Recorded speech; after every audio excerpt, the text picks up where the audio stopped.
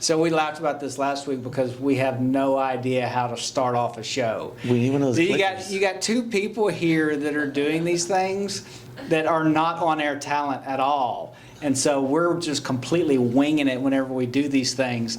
And in the past, whenever we shot these, it was always in a restaurant, either sitting in front of lunch where we're eating or something, and it was all relaxed, no big deal. Delicious. Now we're sitting with someone that actually we don't want to look stupid in front of. No, this is a nice setup. I mean, you got it over here. Well, we're excited about it. We're excited about it. I'm just missing the snacks.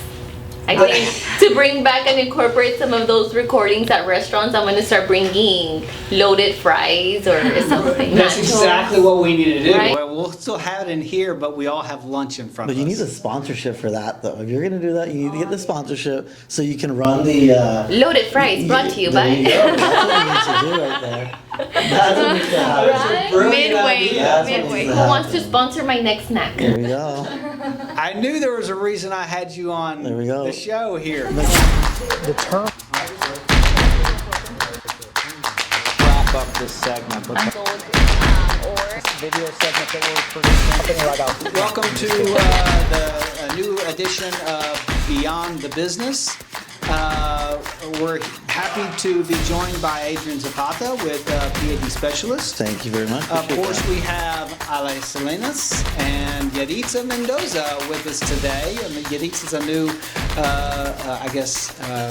we are breaking her into the live TV journey. Yeah.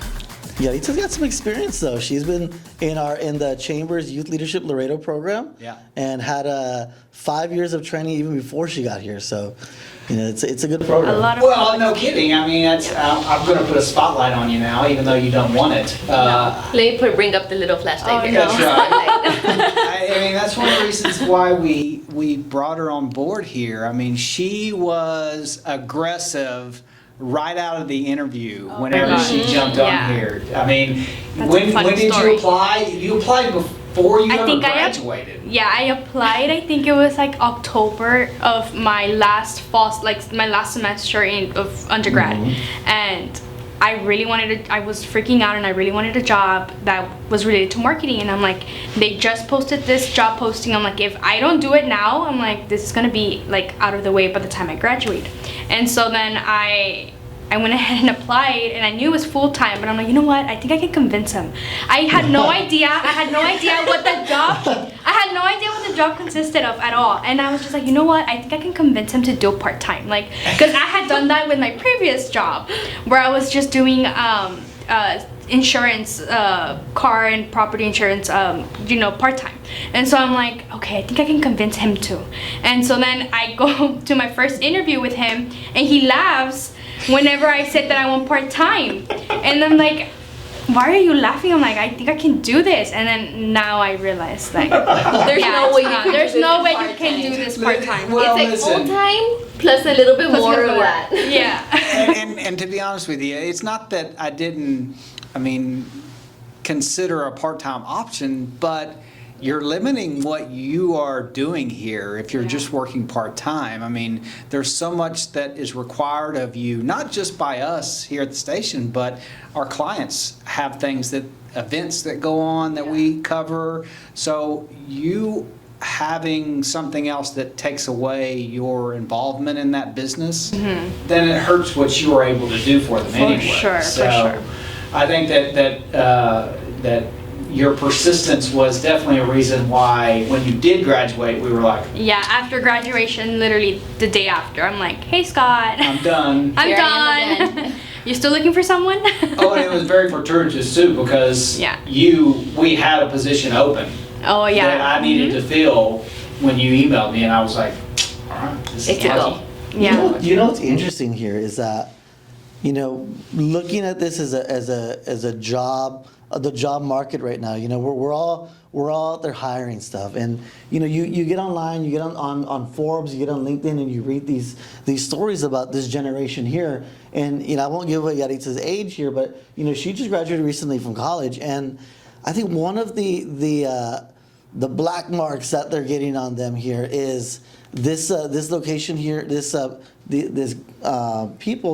generation is that they don't want to work. And I don't believe that. I think that they want to work. It's a different type of work. It's more efficiently working, maybe. Yeah.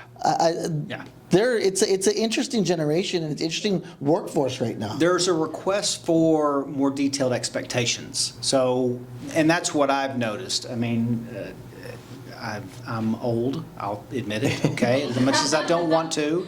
And so I think what we experience in a different generation, it doesn't necessarily mean that nobody wants to work, but it does mean that there's a different way in which they want to work.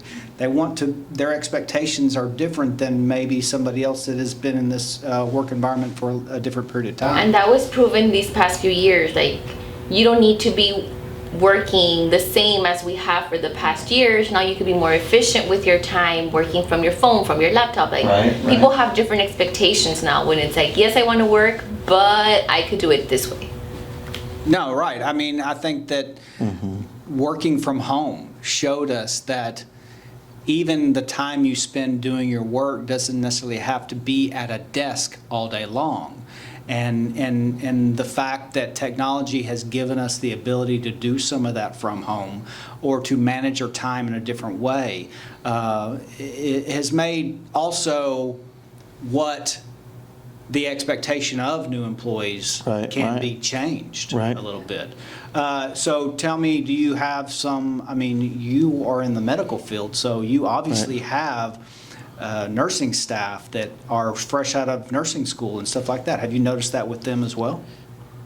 You know, we try to recruit the absolute best people, and when we do that, and when we bring someone else on, we want to make sure that we have everything in place for them to be able to get all the resources that they need to be successful with us in the position.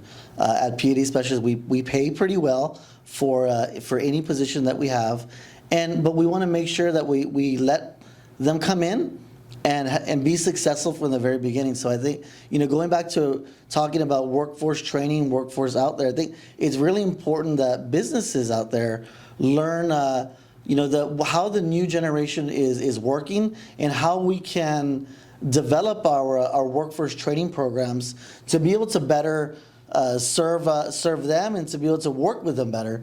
So I see, you know, and I'm gonna kind of steal your thunder back over here, Scott, but you know, going back to the Laredo Chamber of Commerce and the Youth Leadership Laredo program, it's just a program that, you know, what we want to do with this program is develop a good workforce. We want to be able to arm our students from the 8th grade year with the tools that they need to be successful in the field. And we appreciate having all different industry people, leaders from all different industries to go in and join our committee and to be able to give us examples of what they need in their business so we can develop our program to serve their needs. That's incredible. So we got to take a quick break.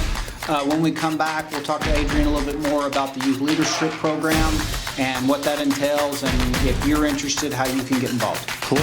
Thank you.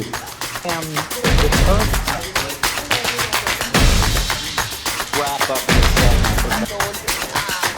Video segment that we're producing. Something about that. No, I'm just kidding.